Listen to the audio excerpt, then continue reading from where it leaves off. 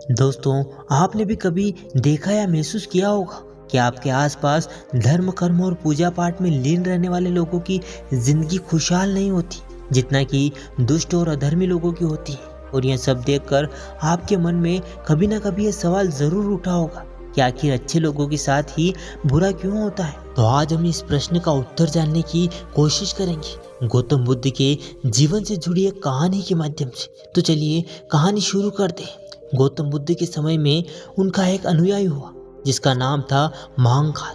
महाकाल सच में एक सच्चा और धार्मिक व्यक्ति था।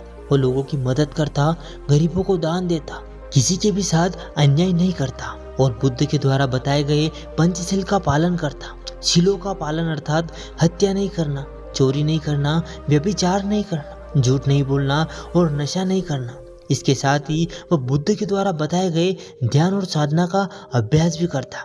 वह हर पूर्णिमा और अमावस्या को बौद्ध आश्रम में होने वाले उपोषण में भाग लेता और पूरी रात बुद्ध के प्रवचन सुनता है। ऐसे ही एक अमावस्या के दिन उसने उपोषण किया और रात्रि में बुद्ध के प्रवचन सुनने लगा। भोर सवेरे जब बुद्ध के प्रवचन समाप्त हुए तो आश्रम से निकलकर वह पास ही के तालाब में नहाने चला गया। उसी रात उस गांव में कुछ चोर एक घर में चोरी करने के लिए घुसे हुए थे। जब वह चोरी करके भाग रहे थे तो गलती से एक चोर का पैर बर्तनों से टकरा गया और बर्तनों की आवाज से घर के लोग जाग गए।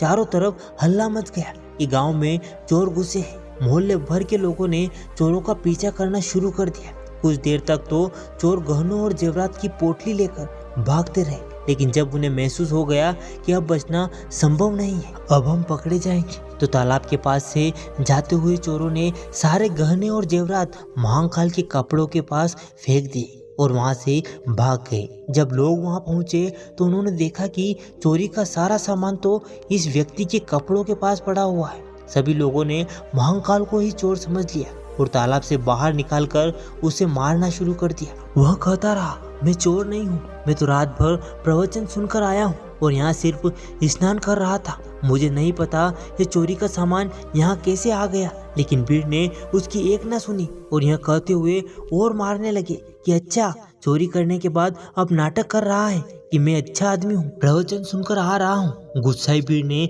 उसे इतनी बेरहमी से पीटा कि उसकी वहीं मौत हो गई और उस मृत महाकाल के शरीर को वहीं छोड़कर लोग अपने अपने घर चले गए। सुबह जब आश्रम के कुछ शिष्य तालाब में पानी लेने आए तो उन्होंने महाकाल के मृत शरीर को तालाब के पास पड़ा हुआ देखा। पूछताछ के बाद पता चला कि चोरी के आरोप में लोगों ने महाकाल को पीट पीट कर मार दिया। शिष्यों ने बुद्ध के पास जाकर यह दुखद खबर सुनाई कि बेचारे उपासक महाकाल को लोगों ने मार दिया।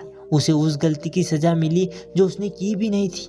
बुद्ध शिष्यों के द्वारा की जा रही अलग अलग बातों को बस ध्यानपूर्वक सुन रहे थे। तभी उनमें से एक शिष्य ने बुद्ध से पूछ ही लिया कि बुद्ध, यह बात तो आप भी जानते हैं कि महाकाल कितना अच्छा इंसान था। उसने कभी भी किसी के साथ गलत नहीं किया था, फिर उसके साथ ही इतना बुरा क्यों हुआ?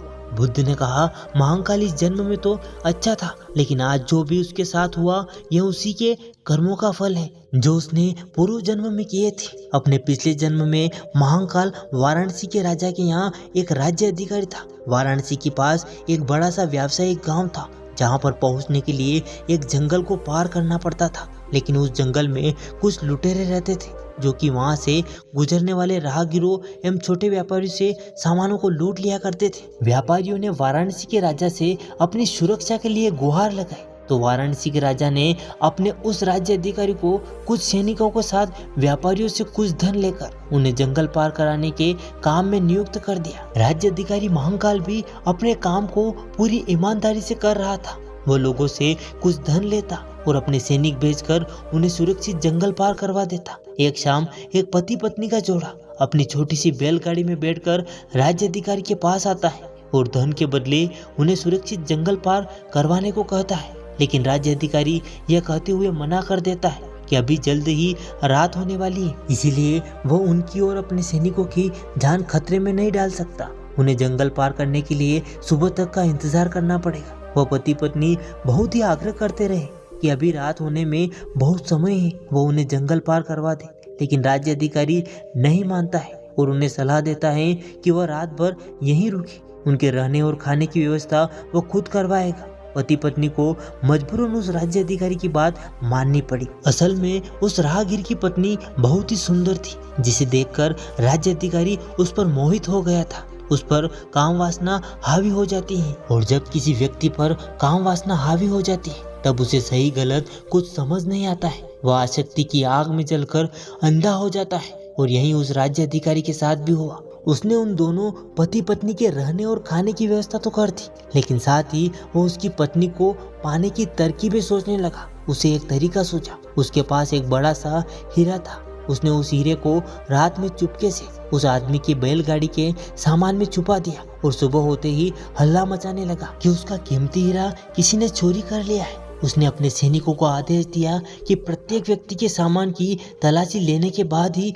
उसे आगे जाने दिया जाए। सैनिकों ने तलाशी ली तो योजना के अनुसार हीरा उस पति पत्नी के बैलगाड़ी के सामान में छुपा मिला। राज्य अधिकारी उस व्यक्ति को सभी के सामने यह कहते हुए पीटने लगा कि मैंने तेरे रहने और खाने की व्यवस्था की और तूने मेरे ही साथ गद्दारी की। उसके साथ उसके सभी सैनिक भी उस आदमी को पीटने लगे, और पीटते पीटते उस व्यक्ति की वही मौत हो गई। बाद में राज्य अधिकारी ने अपने रुतबे और दौलत के दम पर उस स्त्री को अपनी पत्नी बना लिया, क्योंकि पिछले जन्म में महाकाल ने सिर्फ उस स्त्री को प्राप्त करने के लिए उसके पति पर झूठा आरोप लगाकर बेवजह ही उसकी निर्दयी हत्या कर दी थी। इसलिए पिछले जन्म में ही उसकी मृत्यु के पश्चात उसे नर्क प्राप्त होता है, और नर्क में बहुत दुख भोगने के बाद उसे ये इंसानी जीवन मिलता है। लेकिन इस जीवन में भी उसके पिछले जन्म के कर्म उसका पीछा नहीं छोड़ते, और उसके साथ भी वैसा ही होता है जैसा उसने उस स्त्री के पति के साथ किया था। महाकाल को उस चोरी की सजा मिलती है जो उसने की भी नहीं थी। उसने इस जन्म में तो अच्छे कर्म किए थे, लेकिन उसके पिछले जन्म के बुरे कर्मों की वजह से आज उसकी यह दुर्गम गति हुई है। बुद्ध ने आगे कहा, तो भिक्षुओं, अगर इस जन्म में किसी अच्छे व्यक्ति के साथ बुरा होता है तो वो उसके पुराने जन्म के पाप कर्म ही होते हैं, जिनका फल उसे इस जन्म में भुगतना पड़ रहा है। इसीलिए मैं तुमसे कहता हूँ कि अपने आज के कर्मों को सुधारो, ताकि तुम्हारे आने वाले जन्म भी सुधर जाए। इतना कहकर बुद्ध अब शांत हो जाते हैं। शिष्यों को भी अपने सारे सवालों के जवाब अब मिल गए थे।